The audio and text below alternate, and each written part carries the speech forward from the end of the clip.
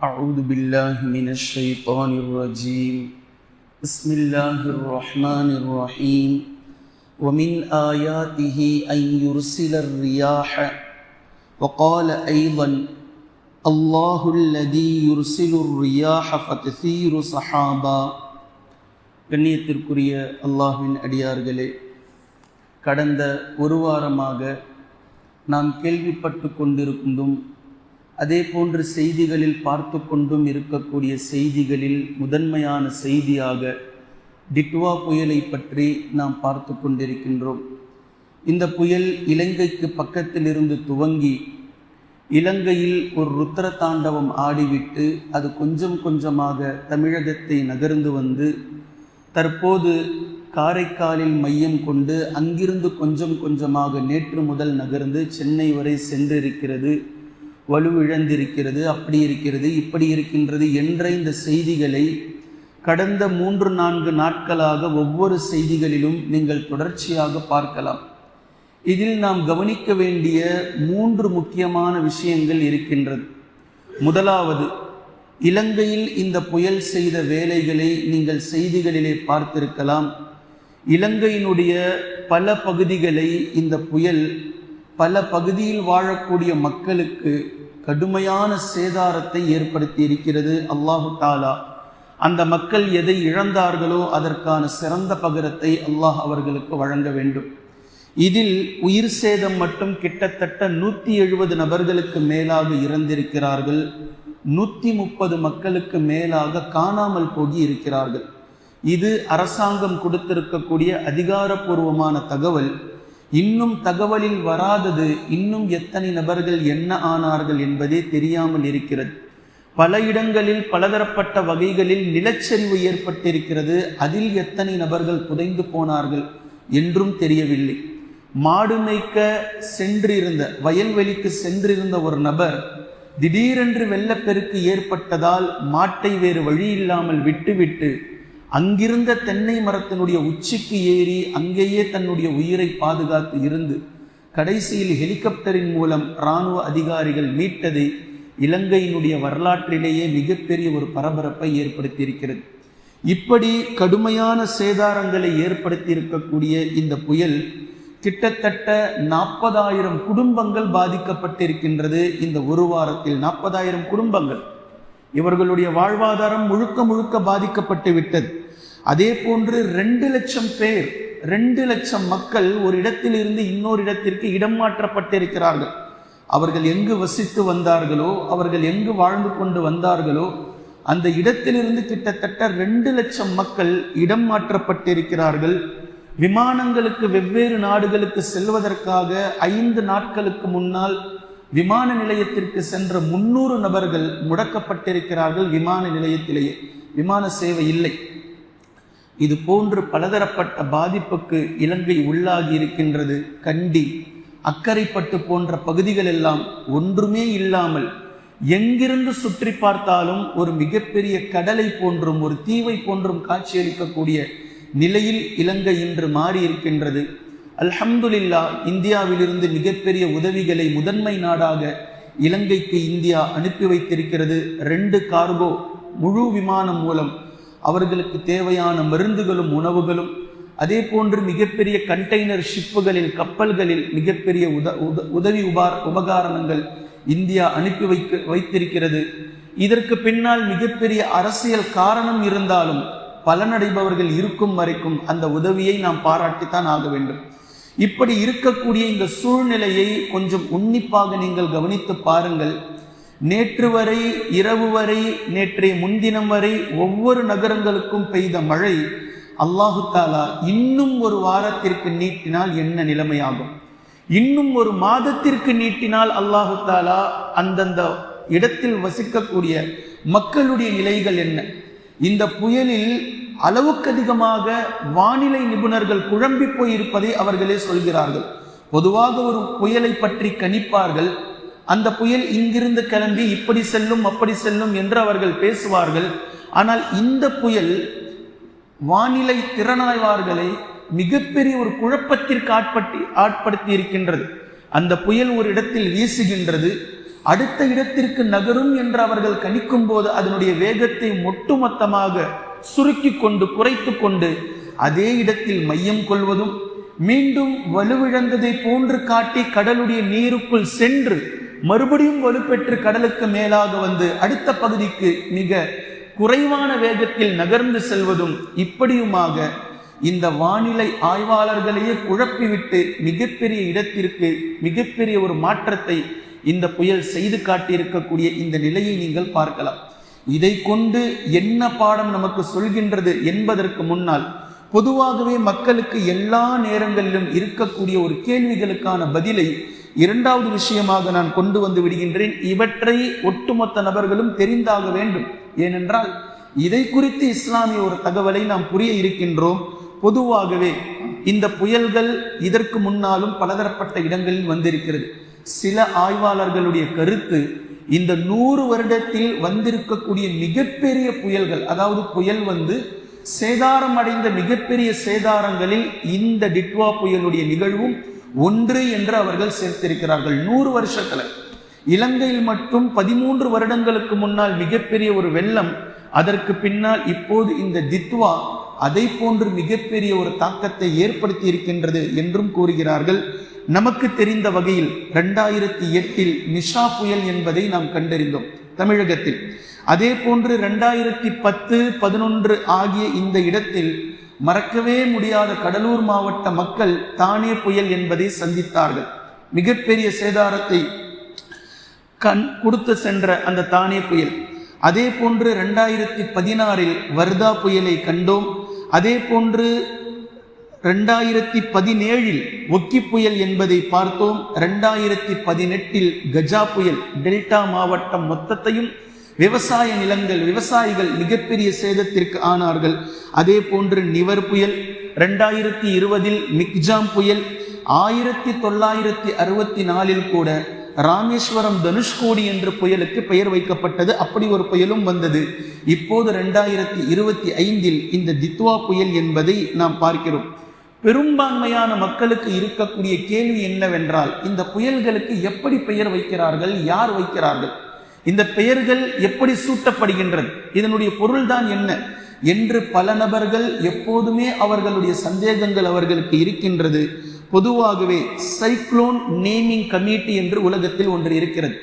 சுழல் புயலுக்கு பெயர் வைக்கும் கமிட்டி என்று உலகம் தரம் வாய்ந்த ஒரு கமிட்டி இருக்கின்றது. இதை இன்னொரு பெயரில் வேர்ல்டு மெட்டரோலாஜிக்கல் ஆர்கனைசேஷன் என்று சொல்வார்கள்.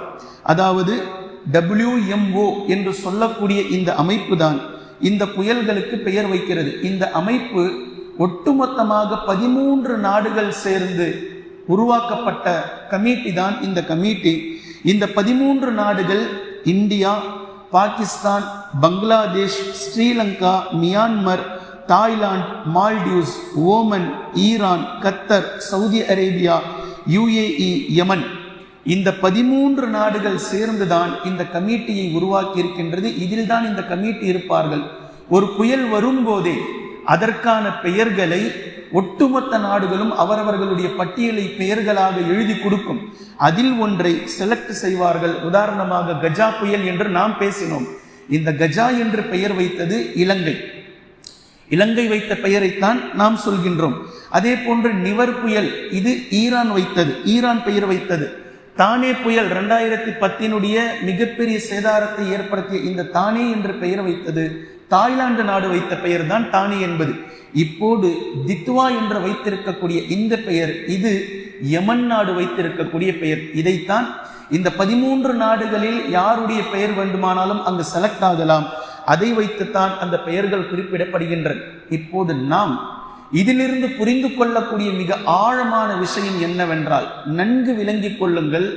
அதாவது இவர்கள் எத்தனை பெயர்கள் வேண்டுமானாலும் வைக்கட்டும், இதுவரைக்கும் வைக்கப்பட்ட என்னென்ன மாதிரியான பெயர்கள் வேண்டுமானாலும் இருக்கட்டும், இதற்கு என்ன பொருள் வேண்டுமானாலும் இருக்கட்டும், உலகம் தோன்றிய நாள் முதல் இன்ஷா அல்லாஹ் இனி கியாமத் நாள் வரைக்கும் அல்லாஹு தாலா நமக்கு கற்றுக் கொடுத்த ஒரே ஒரு பெயர் மீகாயில் அலைஹிஸ்ஸலாம், அவ்வளவுதான்.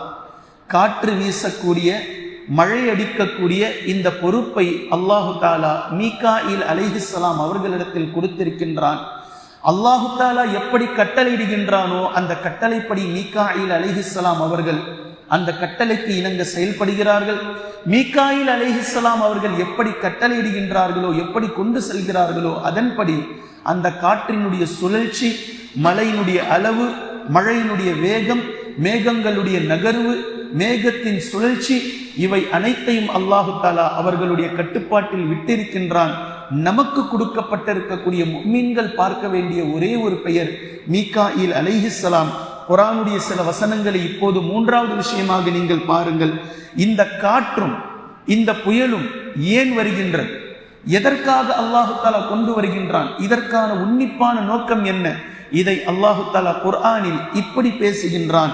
ஒமின் ஆயாத்திஹி அன் யுர்சிலர் ரியாஹ, நீங்கள் உணரக்கூடிய பார்க்கக்கூடிய காற்றோ அல்லது புயலோ அவனுடைய அத்தாட்சியில் கட்டுப்பட்டது.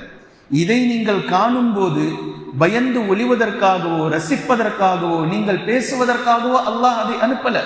இது அல்லாஹினுடைய அத்தாட்சியில் கட்டுப்பட்டது. அல்லாஹின் மீது உங்களுக்கு ஈமான் அதிகரிக்க வேண்டும், அல்லாஹின் மீது உங்களுக்கு பயம் உண்டாக வேண்டும், அல்லாஹின் மீது உங்களுக்கு தக்வா ஏற்பட வேண்டும். இதற்காக அல்லாஹு தாலா அனுப்பி வைக்கின்றான். இது சூரத்துர் ரூமுடைய வசனம். இதே போன்று அல்லாஹு தாலா பேசுகின்றான். அல்லாஹுல் லதி யுர்சிலிர் ரியாஹ், காற்றை அல்லாஹு தாலா அனுப்பி வைக்கின்றான், புயல்களை அல்லாஹு தாலா அனுப்பி வைக்கின்றான். ஃபதுஸீரு ஸஹாபா, மேகங்களை அவைகள் ஓட்டி செல்கின்றது. நீங்க பார்க்கிறீங்க எப்படி நகர்கின்றது மேகம், யார் இதை நகர்த்துகின்றார்? சூரத்துர் ரூம்லயே அல்லாஹு தாலா இதையும் பேசி காட்டுகின்றான். மேலும் அல்லாஹு தாலா சூரத்துல் ஜாசியாவில் பேசுகின்றான். வதஸ்ரீஃபிர் ரியாஹ், காற்றை அவன் அனுப்புவதெல்லாம், புயல்களை அவன் உங்களிடத்தில் கொண்டு வருவதெல்லாம் லஆயாத்தில் லிகௌமி யஅகிலூன், சிந்தித்து உணரக்கூடிய சமுதாயத்திற்கு இதில் பலதரப்பட்ட அத்தாட்சிகள் இருக்கின்றது. அல்லாஹு தாலா இதை சும்மா கொண்டுட்டு வரல. அல்லாஹ் என்ன விளையாடிக்கிட்டு இருக்கிறானா? திடீரென்று நிலச்சரிவு, திடீரென்று காற்று, திடீரென்று புயல், இத்தனை நபர்கள் சென்று விட்டார்கள், இங்கு வெள்ளப்பெருக்கு, இந்த பகுதியில் செல்ல முடியல, இங்கு மரங்கள் விழுந்திருக்கின்றது, இவையெல்லாம் எது? இவை ஒவ்வொன்றும் அல்லாஹினுடைய அத்தாட்சியில் கட்டுப்பட்டது. அறிவுடையவர்களுக்கு இதில் சான்று இருக்கின்றது என்று குர்ஆன் பேசுகின்றது. சூரத்துல் இஸ்ராவில் அல்லாஹு தஆலா பேசுகின்றான். ஃபயுர்சிலு அலைக்கும் காஸிஃபம் மினர் ரீஹ், அல்லாஹு தஆலா உங்களின் மீது புயல் அழிவை அல்லாஹ் அனுப்பி வைக்கின்றான்.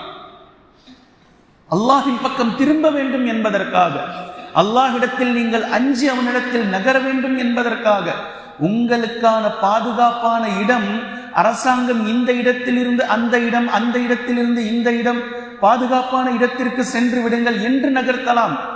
நிலையான பாதுகாப்பு நீங்கள் அல்லாஹின் பக்கம் ஒதுங்குவதுதான். எந்த புயலாலும் உங்களை ஒன்றும் செய்ய முடியாத இடத்திற்கு நீங்கள் செல்ல வேண்டுமானால் உள்ளத்தால், உடலால் அல்ல, உள்ளத்தால் நீங்கள் அல்லாஹின் பக்கம் நெருங்குவதுதான் உங்களை புயல் அழிவில் இருந்து பாதுகாக்கும். எந்த புயல் அழிவுன்றதை நான் பின்னாடி சொல்றேன். அதே போன்று அல்லாஹ்வின் தூதர் ஸல்லல்லாஹு அலைஹி வஸல்லம் அவர்கள் கூறிய ஹதீஸ் சஹீஹுல் புகாரியில் 4812வது இலக்கத்தில் பதிவு செய்யப்பட்டிருக்கின்றது. லா தசுப்புர் ரியாஹ, புயல் காற்றை நீங்கள் திட்டாதீர்கள், காற்றை நீங்கள் திட்டாதீர்கள். அல்லாஹ்வின் தூதர் ஸல்லல்லாஹு அலைஹி வஸல்லம் அவங்க சொல்றாங்க. ஏன்? அது அல்லாஹ்வினுடைய ஆணைப்படி சுழல்கின்றது. உங்களுக்கு தெரியாது அது எப்படி கட்டளையிடப்பட்டிருக்கிறதோ அப்படி அது செய்கின்றது. மனிதன் தான் அல்லாஹுக்கு மாறு செய்பவன், ஜின்கள் தான் அல்லாஹுக்கு மாறு செய்பவர்கள், நன்றி கெட்டவர்கள். ஒருபோதும் இயற்கையில் எந்த ஒன்றும் அல்லாஹுக்கு மாறு செய்வதில்லை. அவைகள் எப்படி கட்டளையிடப்பட்டிருக்கின்றதோ அல்லாஹ்வினுடைய ஆணைப்படி அவைகள் வேகமாக செல்கின்றது, வேகம் குறைவாக செல்கின்றது, அவைகள் சுழல்கின்றது. இவை அனைத்தும் அல்லாஹ்வினுடைய கட்டளைப்படி நடக்கின்றது. இப்னு மாஜாவில் பதிவாக்கப்பட்டிருக்கக்கூடிய ஹதீஸ் 3727வது இலக்கத்தில் அல்லாஹ்வின் தூதர் ஸல்லல்லாஹு அலைஹி வஸல்லம் அவர்கள் சொல்லிய வாக்கியம், அர்-ரீஹு மின் ரௌஹில்லாஹ், காற்றும் புயலும் அல்லாஹுடைய படைகளில் இருக்கக்கூடிய ஒரு படை. அல்லாஹு தாலா அதை ஏவி அனுப்புகின்றான், அவைகளை அல்லாஹு தாலா அனுப்பி வைக்கின்றான். அவைகள் என்ன கட்டளையிடப்பட்டிருக்கின்றதோ அந்த வேலையை அவைகள் செய்கின்றது என்று அல்லாஹு தாலா நபி ஸல்லல்லாஹு அலைஹி வஸல்லம் அவர்கள் கூறக்கூடிய இந்த ஹதீஸை நீங்கள் பார்க்கலாம். கண்ணியத்திற்குரிய அல்லாஹ்வின் அடியார்களே, இந்த ஒட்டுமொத்த செய்திகளையும் நீங்கள் நினைத்து பார்த்தால் 5 நாட்களுடைய மழை, 6 நாட்களுடைய மழை, திடீரென்று கடந்து செல்லக்கூடிய ஒரு இரவினுடைய புயலுடைய தாக்கம், ஒரு 24 மணி நேரத்தினுடைய தாக்கம், இந்த அளவிற்கு ஒவ்வொரு பகுதியிலும் தாக்கத்தை ஏற்படுத்த முடியுமானால் கடைசியாக அல்லாஹு தாலா கொடுக்கக்கூடிய கியாமத் நாள் என்ற அந்த அழிவு, பேரழிவு எவ்வளவு பெரிய தாக்கத்தை கொண்டு வரும் என்பதை நினைத்து பார்க்க முடிகின்றதா?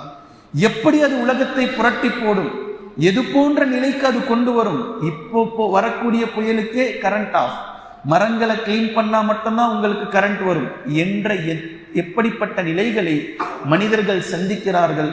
அமளி துமளி நடக்கக்கூடிய அந்த கியாமத் நாளினுடைய மிகப்பெரிய அழிவு எப்படி இருக்கும் என்பதை குர்ஆன் பல இடங்களில் பேசுகின்றது.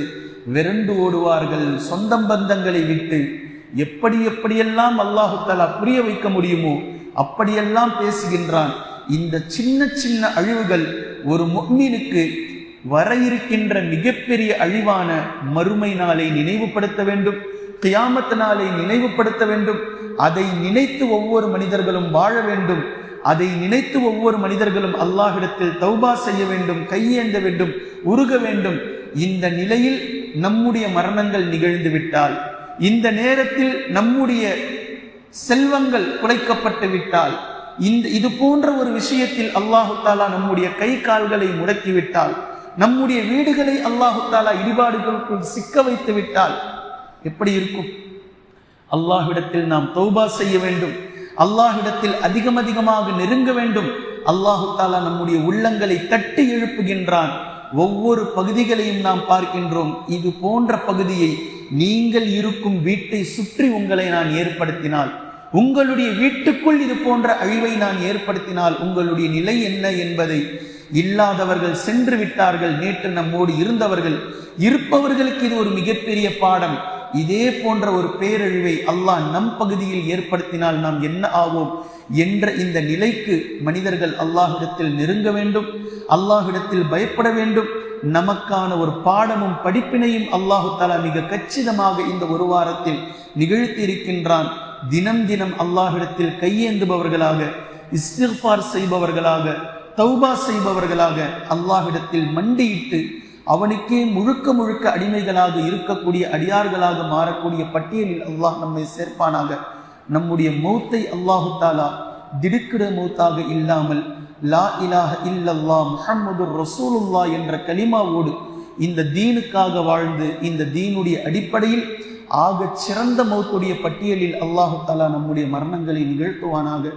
நாளை மறுமை நாளையில் அவனால் பொருந்தி கொள்ளப்பட்ட நல்லடியார்களுடைய பட்டியலில் அல்லாஹு தாலா நம்மை சேர்ப்பானாக. அவனுடைய ரஹ்மத்திற்கு சொந்தக்காரர்களாக இருக்கக்கூடிய பட்டியலில் அல்லாஹு தாலா நம்மை எழுப்புவானாக. குர்ஆனையும் ஹதீஸையும் தெளிவாக விளங்கக்கூடிய நன்மக்களாகவும் அதை நடைமுறைப்படுத்தக்கூடிய மக்களாகவும் அல்லாஹ் நம்மை ஆக்குவானாக. சுப்ஹானக்கல்லாஹும்ம பிஹம்திக அஷ்ஹது அல்லா இலாஹ இல்லா அன்த அஸ்தக்ஃபிருக வ அத்தூபு இலைக்.